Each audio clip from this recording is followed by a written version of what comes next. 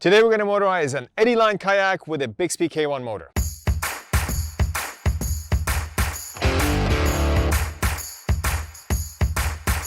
All right, so if your Eddyline Kayak has a rudder pin holder on it, it is very simple. You can motorize your kayak using our Universal Versa Rudder adapter. You got to make sure you get the right pin. We do have 3 different pins that we sell for this Universal Rudder adapter. The 10mm pin. We have the stubby pin with a locking mechanism that goes into the Eddyline. So that's the one we've got here. Once you have that set up and your motor on the rudder, very simply, you put your rudder adapter in there, lock it into place. So now it's in place.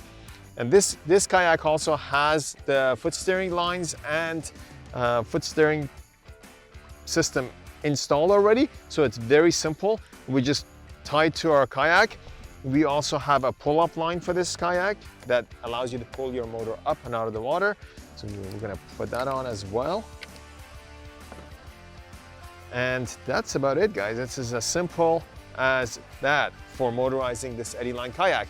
Now, that gets dropped in there. Steering is done with your foot pedals up in the front. When you are ready to get out of the water, there are 2 ways to dismantle this. You can either pull this pin out and take your rudder away, and you can leave that on there if your lines are permanently attached to the V-arm steering.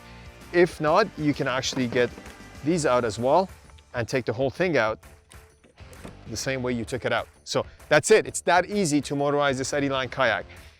Now there is another option for steering.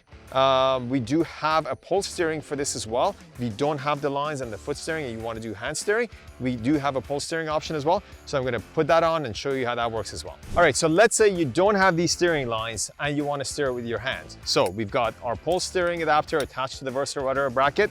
We're going to put that bracket back in there again. Same as before, that's locked into place. We get our rudder on there.